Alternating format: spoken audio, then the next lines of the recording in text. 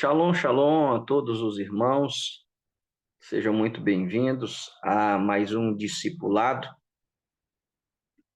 Hoje nós vamos tratar do tema que também é uma incógnita, um questionamento, uma pergunta de muitos antimissionários, de judeus que não creem em Jesus como Messias, ateus, gnósticos, agnósticos. Eles questionam com essa seguinte pergunta: ele será chamado Nazareno? Contestando o texto que está em Mateus, capítulo 2, versículo 23. Então, hoje nós vamos trabalhar sobre essa temática. Ele será chamado Nazareno? Esse estudo faz parte da série que nós estamos desenvolvendo, que nós estamos trabalhando, que são as profecias do Messias. E nós temos visto e aprendido que o Evangelho de Mateus, ele foca nas profecias que Yeshua cumpriu e apresenta Yeshua como o legítimo e verdadeiro e único Messias, porque ele de fato cumpriu as profecias. Então, para o Evangelho de Mateus, é necessário, se faz necessário, apresentar as profecias e apresentar Jesus cumprindo essas profecias. E uma das profecias que Jesus cumpriu é o que Mateus menciona no capítulo 2, versículo 23, dizendo que ele será chamado Nazareno. Então, vamos analisar o texto, vamos observar e ver o questionamento, a objeção que as pessoas fazem contra esse texto. Então, abra sua Bíblia em Mateus capítulo 2, nós vamos ler do versículo 19 ao versículo 23. Diz assim: depois da morte de Herodes, um anjo do Senhor apareceu em sonho a José, no Egito, e lhe disse: levante-se, tome o menino e sua mãe, e vá para a terra de Israel, porque os que queriam matar o menino já morreram. Levantando-se José, tomou o menino e sua mãe e voltou para a terra de Israel. Porém, ouvindo que Arquelau reinava na Judéia, em lugar de seu pai Herodes, teve medo de ir para lá. E, tendo sido avisado por Deus em sonho, José foi para a Galileia. E foi morar numa cidade chamada Nazaré, para se cumprir o que foi dito por meio dos profetas: ele será chamado Nazareno. Então perceba, irmãos, Mateus, no seu evangelho, ele menciona que o fato de Jesus, de José, pegar Jesus e sua esposa Maria e voltar para Israel, mas não voltar para a região da Judéia, e sim para a região da Galileia, e especificamente ir para a cidade chamada de Nazaré, esse fato, segundo Mateus, é o cumprimento daquilo que os profetas vaticinaram. Ele será chamado Nazareno. E aí, nós vamos ver a objeção. A objeção está em Mateus 2:23, né? Que diz: "E foi morar numa cidade chamada Nazaré, para se cumprir o que foi dito por meio dos profetas. Ele será chamado Nazareno." E aí, eu coloquei: não existe citações nos profetas que o Messias seria chamado Nazareno. Não existe nas profecias dos profetas.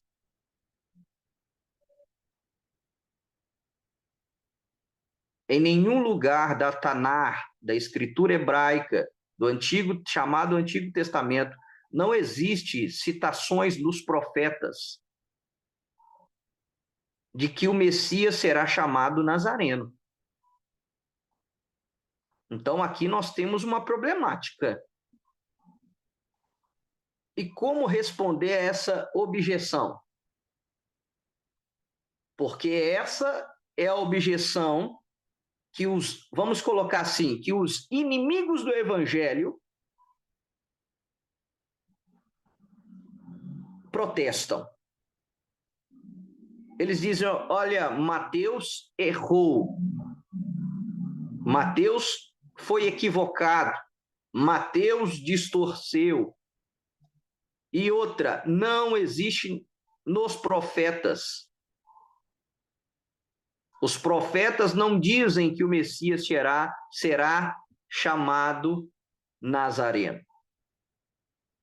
Contudo, irmãos, é importante pontuar aquilo que nós temos pontuado durante toda essa série de estudos sobre as profecias do Messias. Mateus é judeu e ele escreve para o público judaico. E nós aprendemos que já no primeiro século, que é quando Mateus escreve o seu evangelho, existiam 4 níveis de interpretação das escrituras, que é o chamado pardês. E os 4 níveis nós aprendemos, que é o pshat, que é o remes, que é o drashi e o sod. Pshat, literal. Remes é uma dica, é uma alusão. O drashi é uma investigação. E o sod é segredo, é aquilo que está oculto e que você descobre cavando muito profundamente o texto sagrado, além desses 3 níveis que já foram apresentados. Então, já começando a responder a essa objeção, que não existe citações nos profetas que o Messias seria chamado de Nazareno, sim, é verdade. No nível pshat, ou seja, de forma literal, não existe nenhuma profecia e nenhum profeta chama o Messias e diz que o Messias seria chamado de Nazareno. De forma literal, não.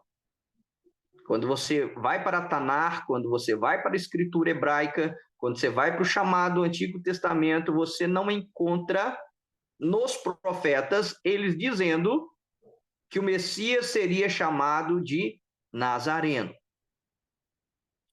Mas, de novo, no sentido literal. E quando Mateus ele diz: para se cumprir o que foi dito por meio dos profetas, ele será chamado Nazareno. Se você pegar já os discipulados, que nós já trabalhamos esta série das profecias do Messias, você vai ver que toda vez que Mateus menciona que Jesus cumpriu a profecia, ele cita o profeta. ele cita o texto. E dessa vez ele não citou nenhum texto. Ele só disse que para se cumprir o que foi dito por meio dos profetas. Então perceba já no texto que há uma abrangência aqui. Mateus não foca numa única profecia de acordo com esse texto de Mateus 2, 23, do texto grego. Então, aqui nós já entendemos que Mateus já não está falando de uma profecia literal. Então, Mateus, novamente, ele vai trabalhar com os outros níveis de interpretação judaica das Escrituras. Ok? Então, vamos já adentrar, então, nas interpretações. Só que antes, eu quero trazer luz a algo. Já nesse slide aí, Nazareno versus Nazireu.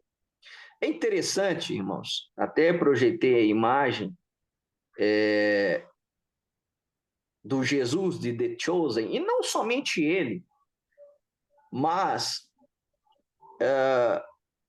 em todo cinema e arte, Jesus ele é apresentado com cabelos longos. E muita gente confunde, e isso é importante a gente pontuar, que ele seria chamado Nazareno, parece tosco, mas isso acontece. Eles confundem com Nazireu. Ah, não, Jesus era Nazareno, Jesus era Nazireu. E são coisas distintas e antagônicas. E aí, eu coloquei o texto de número 6, que é o texto da Torá, do Pentateuco, que vai especificar quem era o Nazireu, o Nazir em hebraico.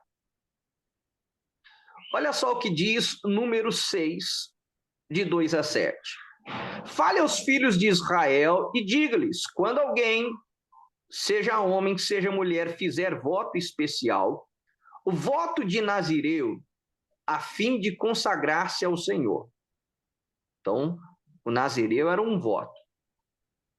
Olha só, eu até negritei. Deverá abster-se de vinho e de bebida forte. Então, eu sei que Yeshua não era nazireu.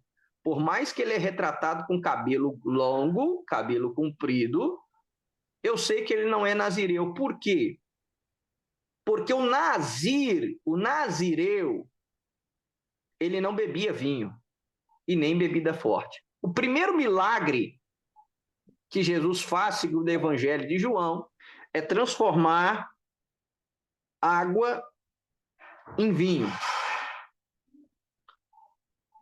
Jesus transforma a água em vinho.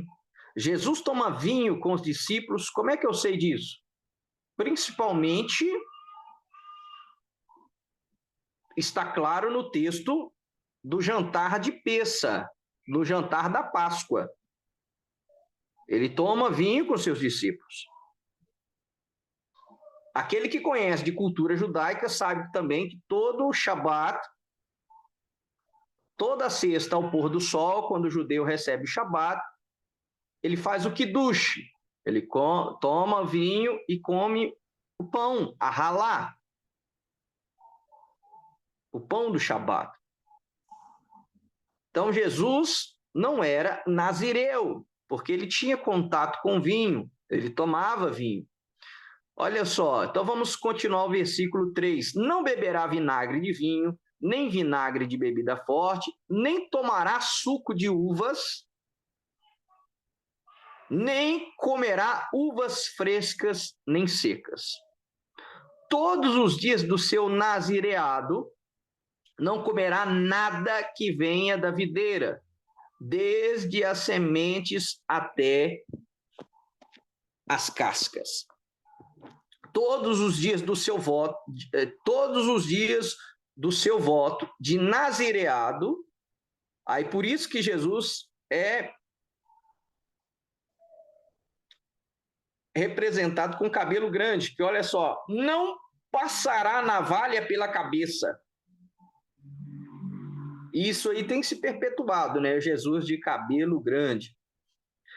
Até que se cumpram os dias para os quais se consagrou o Senhor. Santo será, deixando o cabelo crescer livremente. E nós temos na Bíblia um exemplo clássico de nazireu, que era Sansão, né? Versículo 6.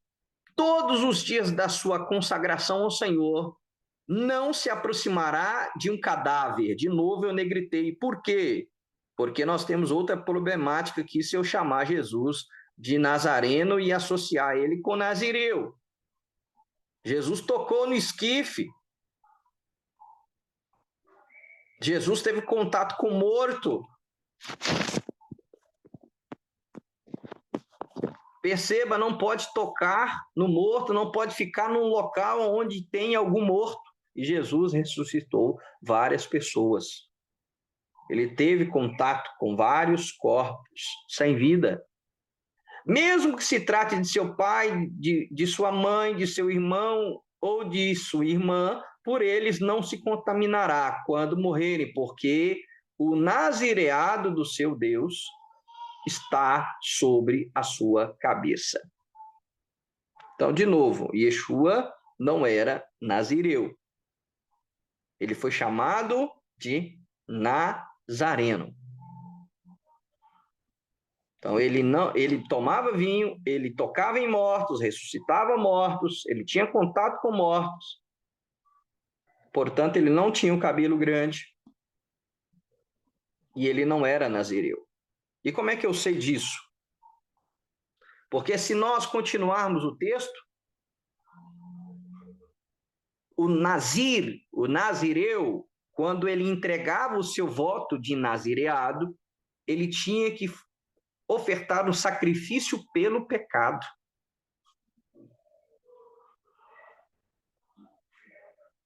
E Yeshua foi sem pecado.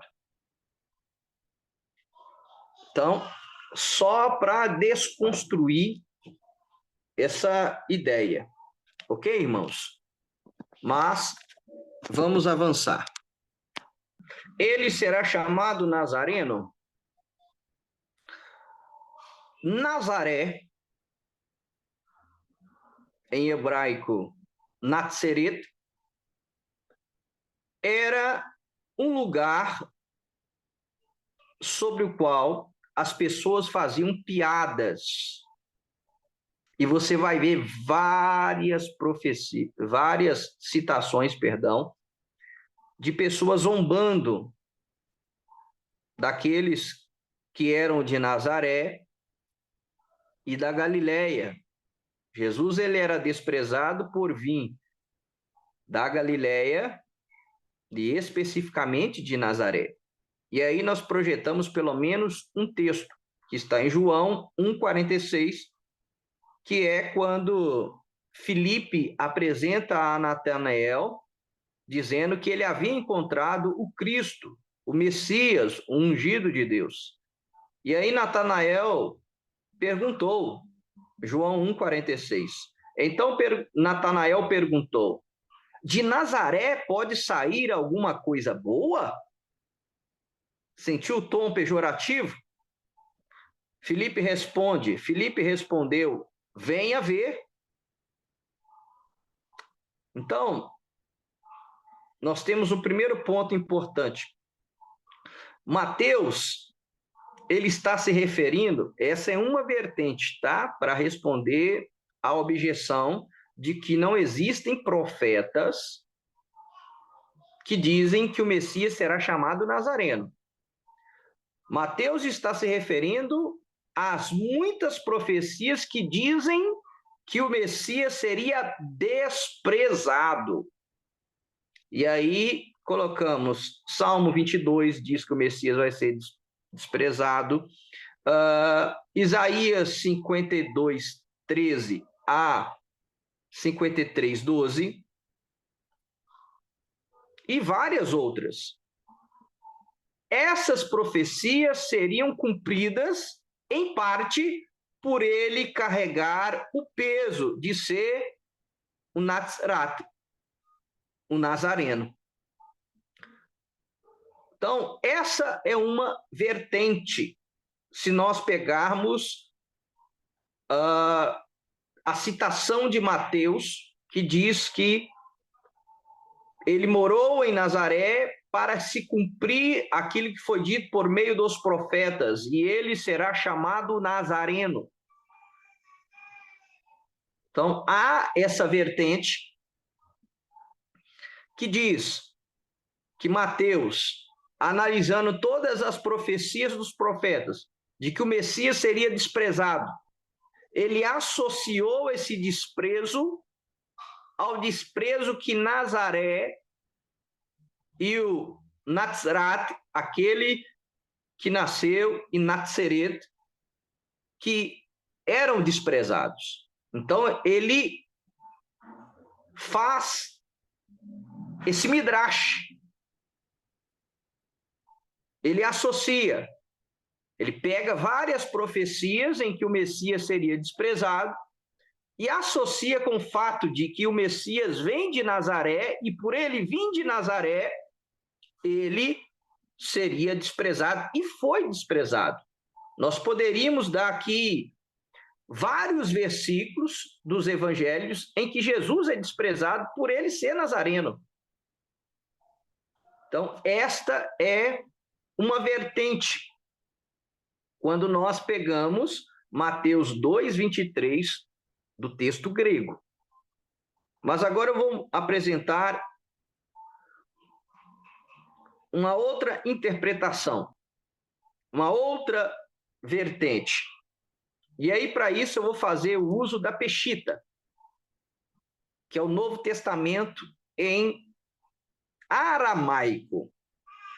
Lembrando aos irmãos que Jesus falava aramaico.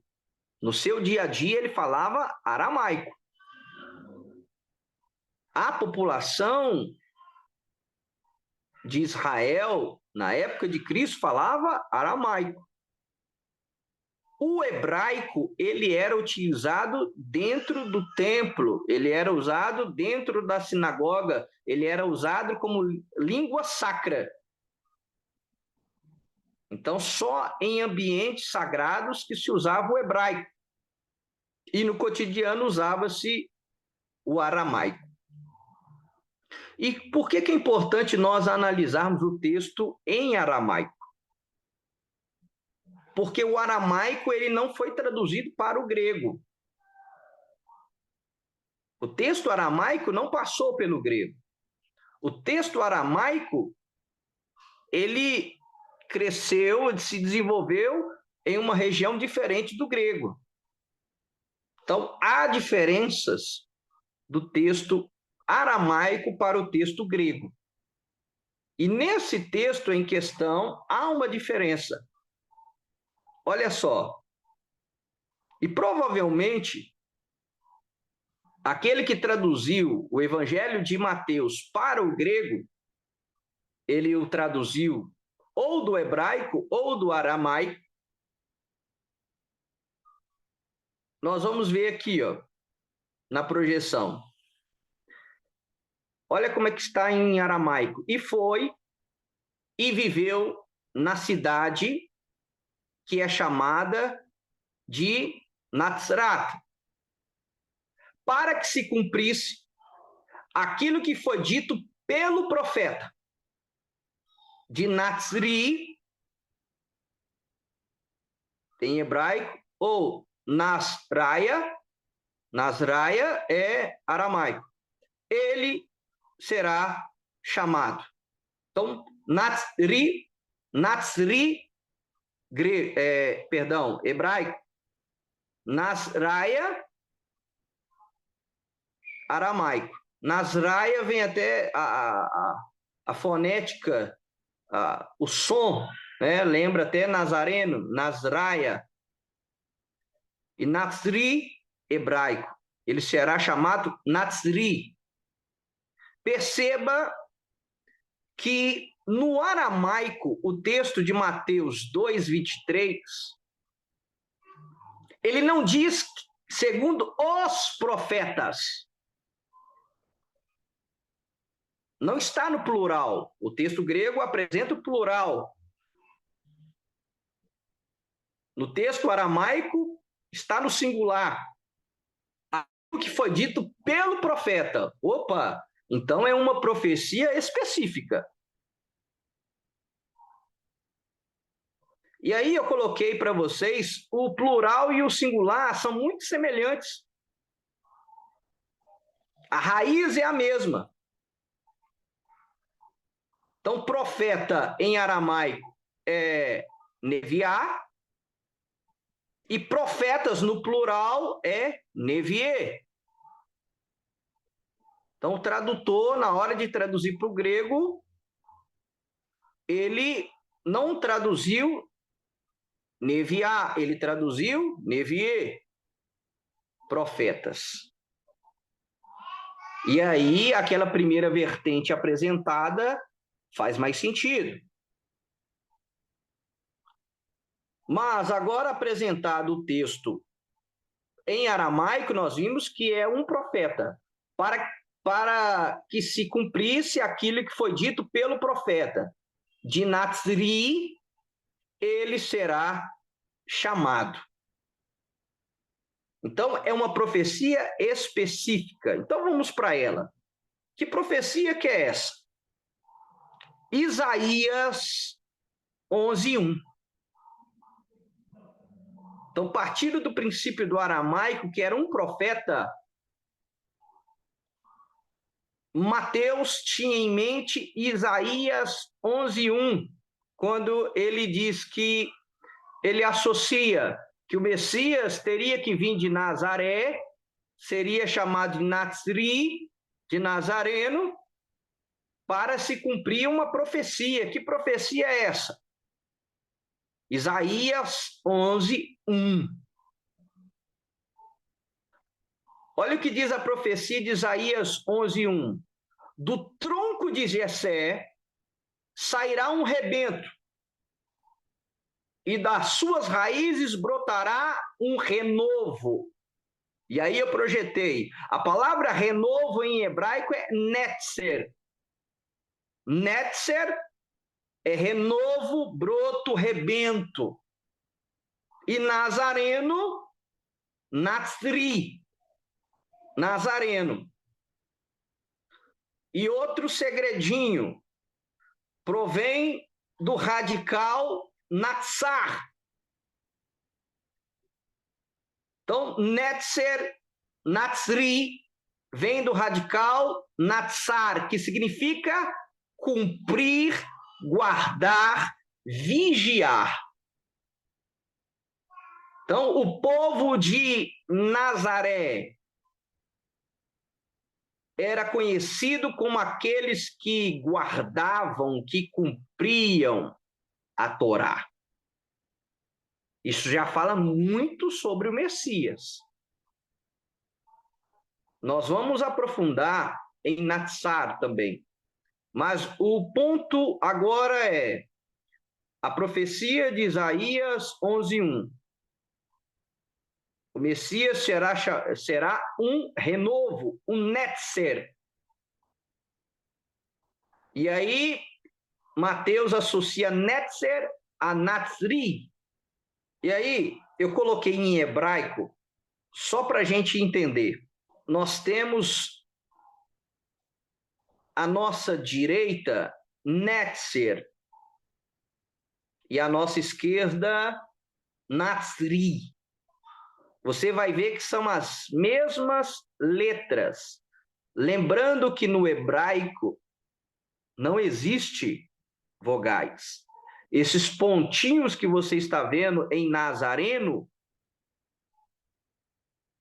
em Natsri, que formam as vogais hoje, são pontos chamados pontos massoréticos.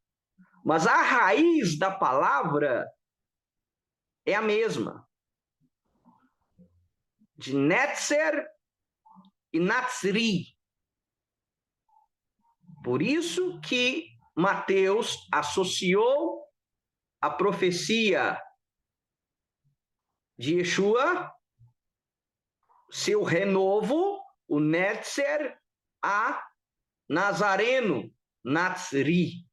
Se você olhar o Nazareno, a única letra a mais que nós temos é no final, que eu coloquei em vermelho, ali é o Yud. Somente essa letra a mais. Mas a raiz da palavra é a mesma. Ok? Por isso que é importante estudar o texto hebraico, aprofundar no original, para nós entendermos que Mateus, ele escreve para um público judaico. Então, se nós não aprofundarmos na cultura e na interpretação judaica, nós não vamos compreender o texto. Mas vamos avançar. Ele será chamado Nazareno. Nazareno, como foi dito, Nazri, provém do radical Natsar, que denota cumprir. Olha que interessante. E, de fato, Yeshua cumpriu as profecias. Então, Yeshua, ao ser chamado Nazri, que vem do radical Natsar, mostra que ele, de fato, cumpriu as profecias.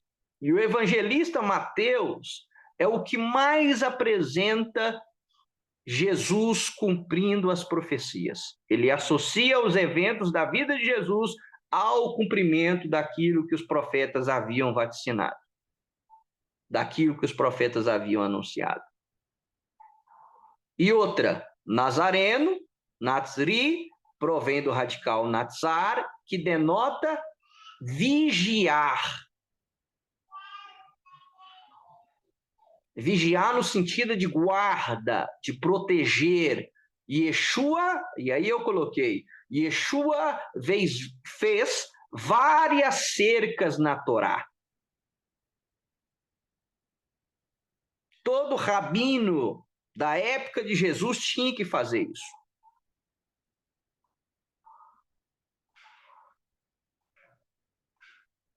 O rabino da época de Jesus, para ele ser rabino, ele tinha que ter alunos.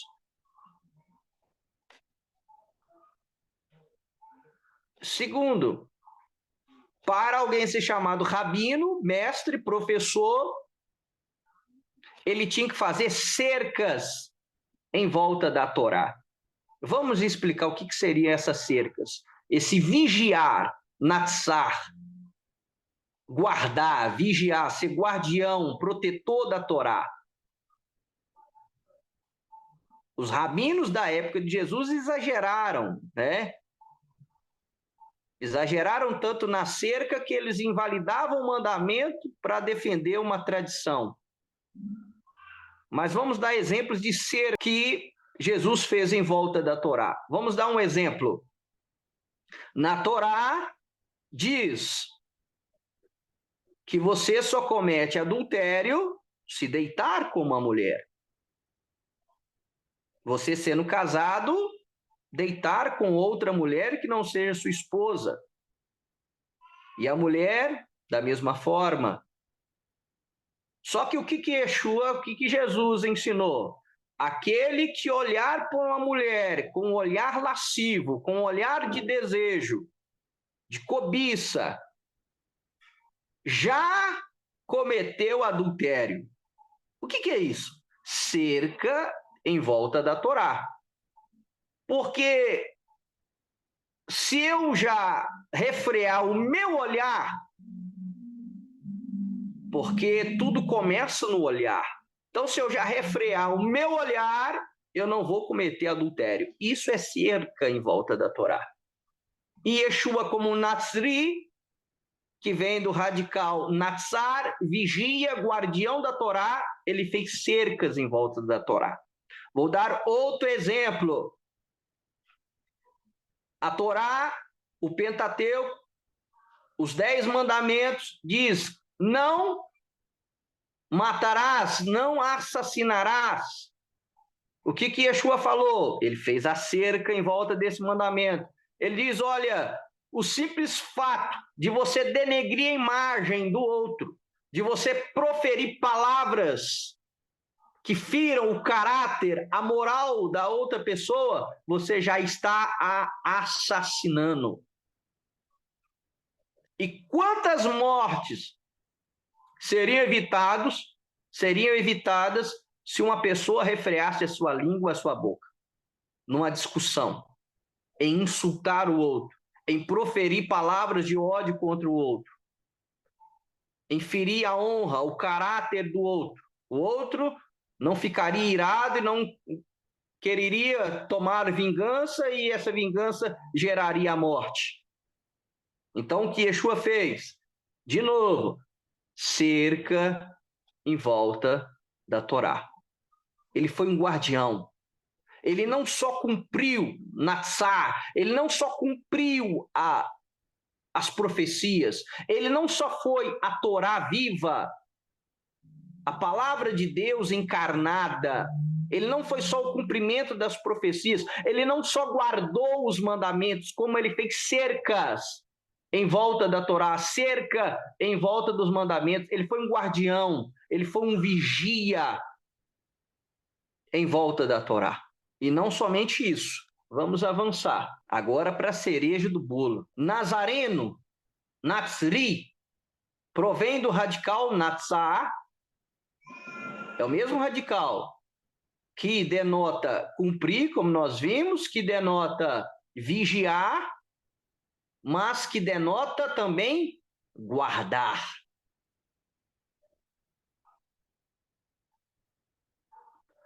E aí eu coloquei, Yeshua é a graça guardada. Isso aqui é fantástico. E Mateus entendia isso, e João entendia muito bem isso. João, como escreve o Evangelho no nível sod, ele apresenta segredos. E um dos segredos é esse que eu vou apresentar para vocês agora. Êxodo 34, 6 e 7 é o texto onde Moisés pediu para ver Deus. E Deus disse para ele, olha, ninguém pode me ver e sobreviver. Se o mortal me ver, morre. Só que lá no original hebraico é mais profundo do que a nossa tradução para o português. Diz, olha, você não vai me ver, mas eu vou passar diante de você a minha bondade.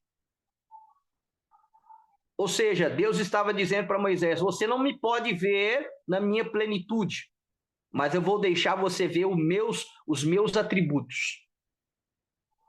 Tanto que o texto de Êxodo 34, 6 e 7 é conhecido na cultura judaica como os 13 atributos de Deus. 13 são os atributos de Deus apresentados em Êxodo 34. E aí Satanás, como é um mentiroso, como ele gosta de roubar aquilo que é do eterno, hoje o número 13, ele é associado ao quê? À mentira, ao engano, à tragédia, a tudo que é ruim. Ao satanismo. Isso aí eu não vou mencionar, não. Mas vamos então voltar para o texto. Olha só o que diz o texto. O Senhor passou diante de Moisés, e no texto hebraico passou a bondade dele, ou seja, Moisés viu os atributos dele, e proclamou. Olha só, então o Senhor passou diante de Moisés e proclamou. Aí ele revela os nomes dele, os atributos dele, os títulos, os nomes. O Senhor, e aqui é o tetagrama, YHVH, Yud Re Vav Re. De novo, o tetagrama, Yud Re Vav Re. E aí aqui é muito profundo, né? Não vai ser objeto do nosso estudo, mas por que os sábios explicam, por que o Eterno repete Yud Re Vav Re 2 vezes? E aí os sábios dizem, porque ele é Yud Rei Vav Re, misericordioso antes do homem pecar, e ele é Yud Rei Vav Re, misericordioso depois que o homem peca também. Aquilo que o Eterno está mostrando, os atributos que Deus está apresentando a Moisés aqui, são os atributos da sua misericórdia, ok? Então vamos avançar. O Senhor, Yud Rei Vav Re, Deus, aqui é El, em hebraico, compassivo e bondoso, tardio em irar-se e grande em misericórdia, só que aqui a palavra no original é hesed. Aqui é grande e hesed é graça, e não misericórdia. Então ele é grande em misericórdia e fidelidade. A palavra aqui é emet. Emet aqui não é fidelidade, é verdade. Então ele é grande em graça e verdade. E você vai ver que o Evangelho de João, ele sempre vai apresentar Yeshua sendo graça e verdade ao mesmo tempo. E por que isso? Nós já aprendemos isso, mas vale a pena mencionar. Porque a graça e a verdade, elas não coadunam, elas não combinam. O oposto de graça, tem muita gente que entende que o oposto de graça é lei. Não, o oposto de graça é verdade. Vou dar um exemplo para você entender de forma clara. Por que o oposto de graça é verdade? Porque o que você é, o que eu sou como ser humano? Eu sou pecador, eu sou falho, eu sou errante. E mesmo eu sendo falho, errante, pecador, o que a graça me diz? Você é filho, você é santo. Ah, mas peraí, isso não é verdade. De fato, isso não é verdade, isso é graça. Então, o oposto de graça não é lei. O oposto de graça é verdade. E aí, os dois não andam junto. A graça e a verdade não andam junto. A graça e a verdade só se beijam com o Filho, com o Messias, com o Filho de Deus. É ele que consegue linkar essas duas coisas, esses dois atributos de Deus, Hesed e Emet, graça e verdade. Por mais que a verdade diga, você é pecador, você merece o inferno, você não merece a salvação, você não merece o perdão, vem a graça e diz, você merece o perdão, eu te dou o perdão, mesmo sem você merecer.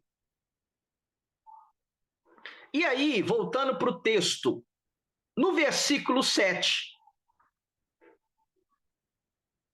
diz o seguinte, que guarda, olha a palavrinha aí, natsar, que guarda a misericórdia. De novo, aqui a palavra é hesed. A melhor tradução é a tradução que traduz aqui como graça. Que natsar hesed, que guarda a graça em 1000 gerações. Mas espera aí, a graça já foi mencionada no versículo 6. Aí a graça é mencionada de novo no versículo 7. Que natsar, que guarda a graça em 1000 gerações, que perdoa a maldade, a transgressão e o pecado. 3 classes aqui de erro. Pecado, transgressão e iniquidade. Ainda que não inocente o culpado, e visita a iniquidade dos pais nos filhos e nos filhos dos filhos até a 3ª e 4ª geração. E aí a cereja do bolo, meus queridos, o Natsar, Yeshua é o Natsri, que vem da raiz Natsar. Natsar, a guarda. Os rabinos entendem por que a graça é mencionada 2 vezes. Eles falam, olha, essa é a graça, a primeira graça é aquela que já foi manifestada antes do Messias.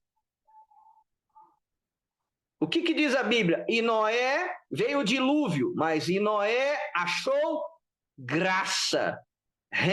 Achou graça diante do Senhor.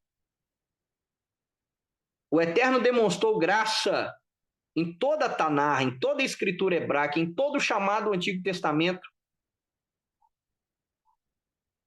O que faz um povo passar de pés enxutos no Mar Vermelho? Graça. O que faz um povo que viu as 10 maravilhas, ou conhecida como as 10 pragas no Egito, passou a pés enxutos no Mar Vermelho, depois murmurar contra Deus, chamar o maná de um troço, e Deus não destruir e perdoar? O que é isso? Graça. Cometer o pecado gravíssimo de idolatria após sair do Egito, o pecado do bezerro de ouro, e Deus perdoou. O que é isso? Graça. Só que Deuteronômio 34, 7, os rabinos dizem, olha, existe uma graça guardada. E quem é essa graça guardada? É Yeshua, é Jesus, a expressão máxima da graça de Deus. E aí, agora,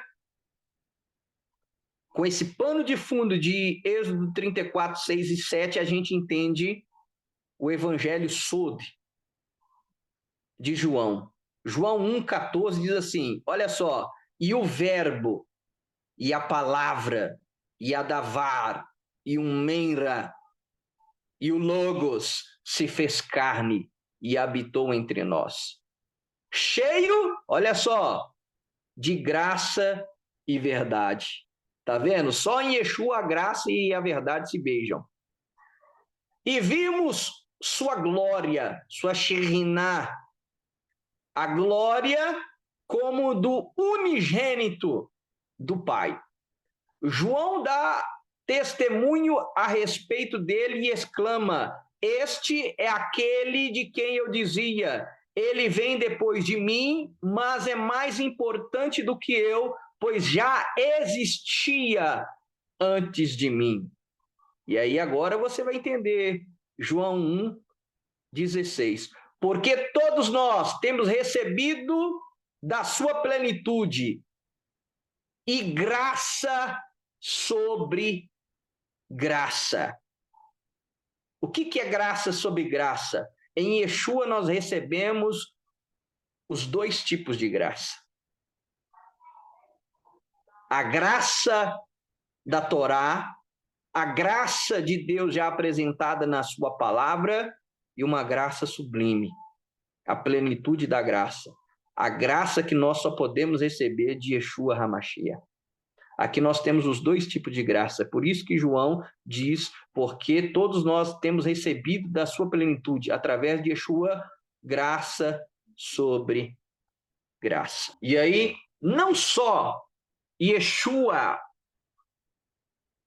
ficou conhecido e chamado como Nazareno, como também os seus discípulos. Olha só, Nazareno, nós vimos aí, através do radical da palavra hebraica natsar. Nazareno é aquele que cumpre a Torá, é aquele que guarda, aquele que vigia, aquele que cumpre a Torá. Os discípulos de Yeshua também eram chamados de nazarenos, notzerim. Os discípulos de Yeshua eram conhecidos como notzerim, aqueles que guardam a Torá. Olha só um exemplo aí, Atos 24, 5. Esse texto se refere a um dos discípulos de Yeshua, chamado Paulo. Porque, tendo nós verificado que este homem é uma peste e promove desordens entre os judeus do mundo inteiro, sendo também o principal agitador da seita dos nazarenos. Aqui, seita não é algo pejorativo. Seita era um tipo de ideologia. Existiam os fariseus, os saduceus, os essênios, os herodianos, os zelotes, e agora, com Yeshua, cresceu-se o movimento chamado de Notzerim, dos nazarenos. E assim eram conhecidos em Israel os discípulos de Yeshua, de Notzerim. Aqueles que cumprem, que guardam a Torá. Aqueles que cumprem e guardam a Torá de Yeshua. É a Torá do Messias. É a lei do Messias. É a lei na interpretação e na aplicação que Jesus deu. Então, os discípulos de Jesus não se tornaram cristãos. Os discípulos de Jesus eram judeus que guardavam a Torá, mas eles guardavam a lei, que cumpriam os mandamentos, mas eles guardavam a lei e cumpriam os mandamentos de acordo com quem? De acordo com os fariseus? De acordo com os saduceus? De acordo com os essênios? Não, de acordo com Yeshua, de acordo com Jesus, o Messias. E por eles guardarem a lei, os mandamentos, conforme Jesus ensinou, o título que era aplicado a Jesus, Notzri, Nazareno, foi aplicado também aos seus discípulos. Ah, esses aí são os Notzerim, são discípulos de Jesus, daquele que guarda a Torá, daquele que cumpre a Torá, daquele que faz cerca em volta da Torá, o guardião da Torá. Então, eles sempre guardaram os mandamentos, mas conforme a aplicação de Jesus. Eles guardavam a lei e os mandamentos de acordo com como Jesus ensinou. E nós hoje, da comunidade messiânica da reconciliação, guardamos a lei, guardamos os mandamentos de acordo com o ensinamento de Jesus e de seus notzerim, dos seus apóstolos. Olha que ponto importante o que eu vou mencionar agora. Só no mundo greco-romano que esse termo notzerim não fazia muito sentido. E aí, na diáspora, fora do território de Israel, que os discípulos de Jesus passaram a ser chamados de cristãos. Mas em Israel, eles eram conhecidos como Notzerim, como nazarenos. E se você ler todo o livro de Atos, você vai ver que o fato dos judeus receberem Jesus como Messias não fazia com que eles parassem de cumprir a lei. Pelo contrário, Atos vai dizer que eles continuavam zelosos da lei, guardando os mandamentos. Mas, de novo, eu friso, de acordo com a interpretação e o ensinamento de Jesus, que é o mesmo que nós fazemos hoje. Nós estudamos e cremos em toda a Bíblia, de capa a capa, de Gênesis a Apocalipse. Então, nós continuamos sendo Notzerim, aqueles que guardam, que cumprem os mandamentos de Deus. E quando eu entendo isso, eu estou de acordo com a Bíblia. Quando eu vivo isso, estou vivendo aquilo que a Bíblia diz. Olha só, vamos avançar para a gente concluir. Os discípulos de Yeshua são nazarenos, aqueles que cumprem, que guardam a Torá e mantêm a fé no Messias. Olha o que diz Apocalipse 12, 17. o dragão ficou irado com a mulher, que é o símbolo de Israel, e foi travar guerra com o restante da descendência dela, ou seja, dos judeus, e não só dos judeus, porque o texto continua. Travou guerra com Israel e com os seus descendentes, ou seja, aqueles que têm a mesma fé que Israel hoje. Com o restante da descendência dela, ou seja, quem é? Os que guardam os mandamentos de Deus e têm o testemunho de Jesus. E têm a fé de Jesus. Então, indo na contramão e combatendo a teologia antinomista, anti-lei, que diz, não, se você é da fé, você não precisa guardar a lei. Se você é da fé, você não precisa guardar os mandamentos. Isso é falácia. Isso é engodo. Isso é heresia. Isso é doutrina de demônios. E esse ensino e essa doutrina vai levar muitos cristãos para o inferno. Porque, de novo, olha o que diz Apocalipse 12, 17. Os que guardam os mandamentos de Deus. Quais mandamentos? Os que estão na palavra. Então, a minha fé, o meu testemunho de Jesus não invalida. Deus não é homem para mentir e nem filho do homem para se arrepender. Ah, não, Deus se arrependeu de ter dado o sábado e agora ele criou um outro sábado, que é o domingo. Que isso? Então, os nazarenos, os verdadeiros discípulos de Jesus, são os que guardam os mandamentos de Deus. E aqui é muito claro, os mandamentos de Deus. Os 10 mandamentos, irmãos, é aquilo que eu sempre digo.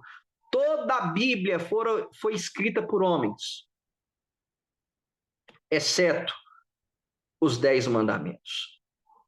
A própria Bíblia vai testificar que o próprio Deus escreveu com o seu dedo os 10 mandamentos na tábua. Aí você acha que Deus invalidou aqueles mandamentos que estão ali? Você acha que Deus invalidou, então, o 4º mandamento? Dos 10, ele só invalidou o 4º. Será?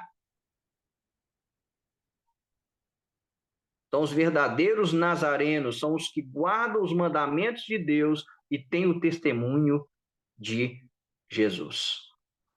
Porque se eu não viver de acordo com isso, vai acontecer comigo que está no próximo slide. E aí eu intitulei ele como antinomismo. Que nomenclatura que é essa? Anti contra. Nomismo vem de lei, né? Aqueles que são contra a lei. Olha o que diz Mateus 7, 21 a 23. Mateus disse, nem todo o que me diz, Senhor, Senhor. E vocês já aprenderam que toda vez que se repete um nome ou um título, 2 vezes, é uma forma carinhosa. Então, Mateus está escrevendo que Jesus ensinou, nem todo que me chama de forma carinhosa, ai, Jesus, eu te amo. Nem todo que me diz Senhor, Senhor entrará no reino dos céus, mas aquele que faz a vontade de meu Pai que está nos céus. Ou seja, quem vai entrar no reino dos céus? Aquele que faz a vontade do Pai. Onde que está a vontade do Pai? Nos mandamentos. Na palavra de Deus, que contém os mandamentos de Deus. Olha o que diz o versículo 22. Muitos, não é poucos, não é alguns, mas o texto diz muitos. Muitos cristãos, naquele dia, hão de dizer-me, Senhor, Senhor, é carinhoso, né? Porventura, não temos nós profetizado em teu nome? E aí eu pergunto, eu gosto de fazer essa pergunta, quem que profetiza hoje? É ímpio ou crente? É crente. Em teu nome não expelimos demônios. Quem que faz exorcismo hoje? Quem expele demônios em nome de Jesus? É crente. Em teu nome não fizemos muitos milagres. Quem faz milagres em nome de Jesus hoje? É crente. Então, muitos naquele dia hão de dizer: Senhor, Senhor, porventura não temos nós profetizado em teu nome não expelimos demônios e em teu nome não fizemos muitos milagres. Olha o que diz o texto, versículo 23. Então lhes direi explicitamente: nunca os conheci. Apartai-vos de mim. Qual que é o motivo da condenação deles? Apartai-vos de mim. Eu negritei aí, ó. Os que praticais a iniquidade. E aí eu coloquei entre parênteses a palavra grega. A palavra grega aí é anomia. Prefixo a de negação, nomia vem de nomos, que é lei, não praticante da lei. Ou seja, apartai-vos de mim, vocês que não praticam a lei. Apartai-vos de mim, vocês que não guardam os mandamentos de Deus. E é crente que vai ouvir isso. E são muitos que vão ouvir isso. Por causa dessa teologia, por causa dessa doutrina de demônios, que diz que só eu ter a fé basta. E aí nós vemos aí várias pessoas na projeção sendo lançadas no inferno. Porque Jesus é Nazareno, aquele que guarda a Torá.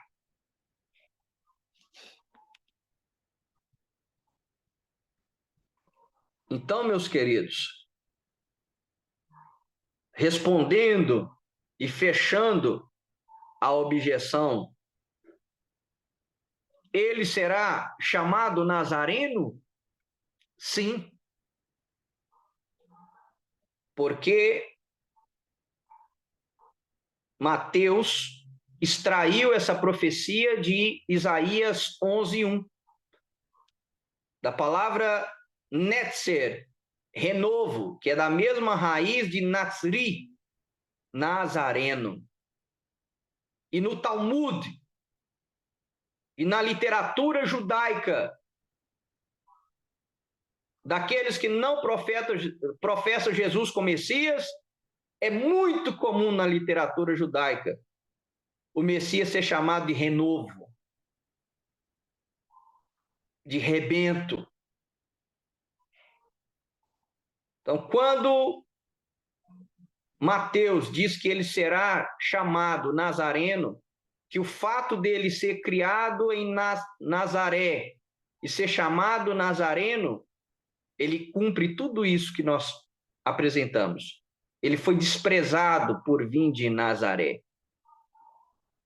E ele é o Netzer. Ele é o renovo da raiz de Jessé. Ele é o Natsar, aquele que guarda, que cumpre as profecias. Aquele que vive, aquele que foi a Torá viva, aquele que é o vigia, aquele que é o guardião da Torá, aquele que fez cercas em volta da Torá. E os seus discípulos são conhecidos como Notzerim, os guardiões da Torá. E aí é forte. Amém, meus queridos? Shalom, shalom, meus queridos. Muito obrigado pela presença de todos vocês, que só o Eterno mesmo pode recompensar e abençoar cada um de vocês. Shalom, shalom e até a Paraxá permitindo o Eterno.